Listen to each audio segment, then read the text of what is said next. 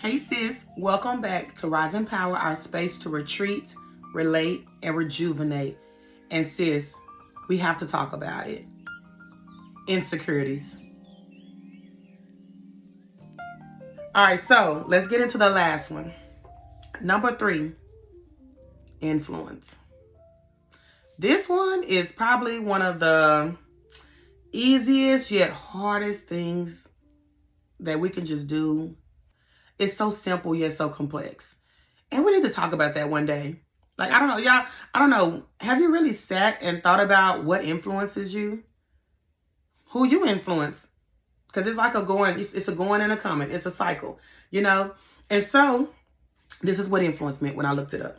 It said it's the capacity or power of persons or things to be a compelling force on or produce effects on the actions, behavior, opinions, etc. of others. Y'all, oh my goodness, that right there can be a whole thing by itself, and I probably will do a video on influence because we don't realize how much influence we have. We can't even talk about influencers out here in the world. Pause, break 1 second. If you are wanting to start something and you're wanting to create something, let me just help you right now.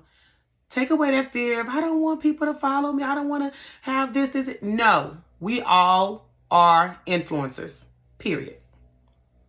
Whether you're a believer or not, whether you go to church or not, whether you know this and that or not, what kind of education you have, you influence someone.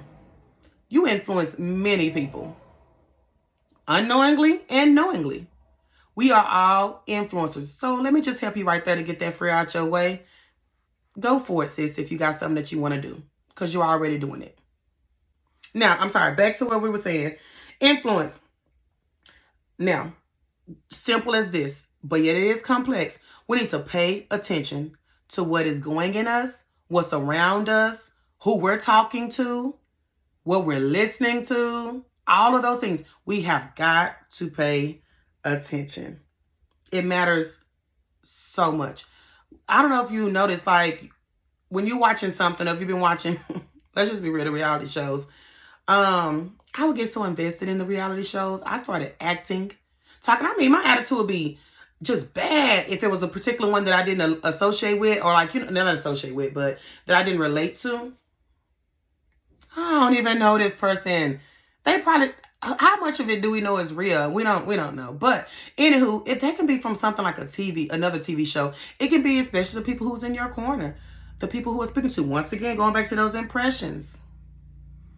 Like, who is around you? What is around you? That impacts your thoughts. It impacts our behavior, our actions. All of those things go together. So I know it's cuffing season. Oh my goodness. I know, sis, I know. It gets real. I know we get, we do get impatient. We want to, see some moves happening now. We sometimes we feel like we do know best. We feel like we've been doing this, our life long enough, but I do want to leave us with a scripture in a minute, but I really want us to leave with these practical things. It's okay to have those thoughts. It's okay to have those feelings. But we need to really evaluate them in the right way. We need to address them in the right way. The big word I know that's going to be going around this year is accountability. And not just accountability, but accountability communities. That's what Rise and Power is here to do. If Rise and Power is not your thing, find you an accountability group that is intentional and on the same path as you. There's going to be women at different spaces in life than you are. But I guarantee you, if you're in the right accountability group, pray about it.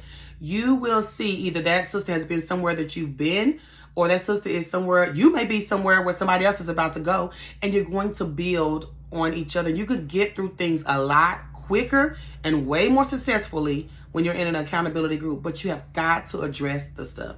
We've got to sit with ourselves, ladies, and create space for ourselves. So let me give you the practical thing to do for your influence. It's simple, but it's complex. I'm going to keep saying that because, ladies, yes, we understand it's a hard thing to do, but we have to just do it. We have to just do it. Gut out your social media. Gut it out.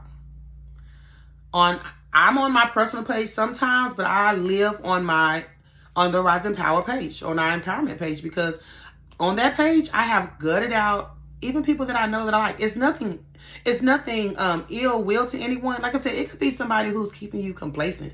It could be somebody who's keeping you comfortable.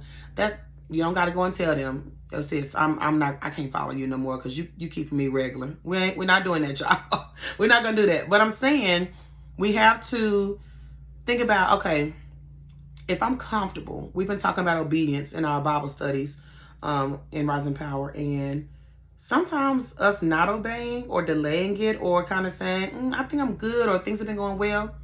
I wonder how much we're asking God, like asking him, okay, what are you wanting me to surrender now?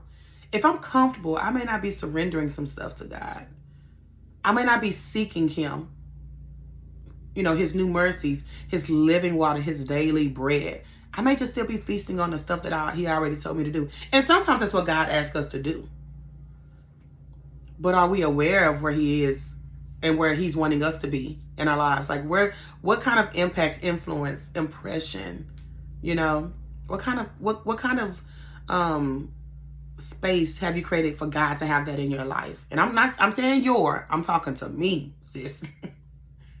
We're just having a conversation together. But I really want you to think about that. Gut out your social media. And again, I have a free template for you. The work is done. Just put the time in, sis, and give yourself that space. Okay? All right, so I want to leave us with a scripture. This scripture, we also did a Devo. I think I have it on the channel if you want to go look for. We talked about John. The book of John is just really, really good. That's a whole nother topic. But it really just hones in on really honoring and valuing the presence of Jesus. And not just what Jesus can provide, but literally sitting in his presence. Because in the end, you get all of that. But sometimes we're looking for the miracle instead of the actual person, the presence. You know what I mean? So, sorry. Let me get back to it. So this is from John 15 and 16. So John chapter 15, verse 16. And it says, you did not choose me, but I chose you. I appointed you to go and produce fruit, and that your fruit should remain, so that whatever you ask the Father in my name, he will give you. This is what I command you, love one another. I added that verse in. Y'all, let's just be real. We have desires. But something that the world has had us think is that God is going to give you whatever you desire. That is not true. That's not real. That's never what he said. If you look at that closely, he asks that we remain, abide with him. And that's where it's talking about, God is divine. We are the branches. Jesus is divine. We are the branches. We have to stay connected to him, because what he's not going to do, you guys, is give us the desires that do not produce fruit. If the things that we're wanting is just only going to satisfy us, and especially if it's only going to satisfy us for a minute, we got to really look at where that's coming from. Because Satan know the plan too, remember? He petty. He lost his chance. He don't want us to even have a chance at it. But the thing is, we have so many opportunities at it. And the minute we fail, we feel like we've lost that chance or that opportunity. No. Satan knows that, so he's going to keep trying to give you and present you the stuff that looks good. He ain't going to come out here with some test that's ugly. Y'all, that's something that the world keeps throwing at us. He's not going to throw some disgusting thing in our face. He's going to give us the desires of our own flesh. God gave him that power. The war is real. But I want us to really think about it and go beyond that, because you are so valuable. He chose us knowing that we wasn't going to choose him many times. But he chose us, sis. And I'm going through this too. We got to remember that he is for us. So we have to be patient in his promises. We really do. We have to sit in that. We have to know that he's going to deliver for us. But we got to do our part and remain in him. And then a whole nother thing about that is our desires do start to change. He's not going to just give us something for ourselves. He's going to give us something that's going to bless everybody around us. Some we know, some we don't. So I just wanted to leave that with us, y'all, as we're in this season. I know you may be watching this around Valentine's Day, after Valentine's Day. It's just real right now, y'all. The world, you know, it's just a different, it's different. We're going through some stuff in this world. But I want us to stay the course, because the thing is, once again, about an accountability community is you're going to see other sisters. You're going to see other people fighting with you. You don't have to know it all. You don't have to even know sometimes the next step. We've been talking about that too, in obeying. But we do need to know God and know that he is for us, and that he's not holding back from us. He's not wanting us to lack. He wants us to have abundance.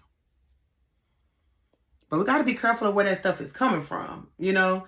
So I just wanted to leave that with you all. Like I said, I have a freebie. It'll be down in the link. You can sign up there to get it. Join us. This is an accountability group that we really are going to make space for anyone.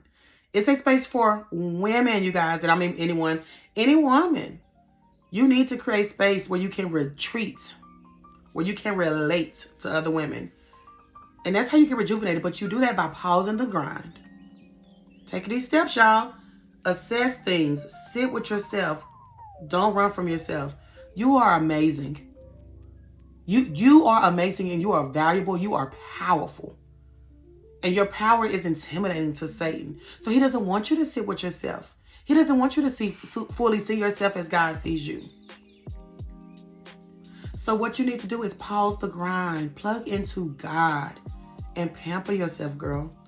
Self-care is not just this event. I'm going to say it until I die. Self-care is not an event. It is not something just that you do for yourself. Self-care is how you go and re-invite yourself with yourself. You go and you get to reimagine how God sees you. It's a process with God. It's resting with God. And yes, you can do it in so many creative ways. We do that on here, y'all. I can give you many ideas.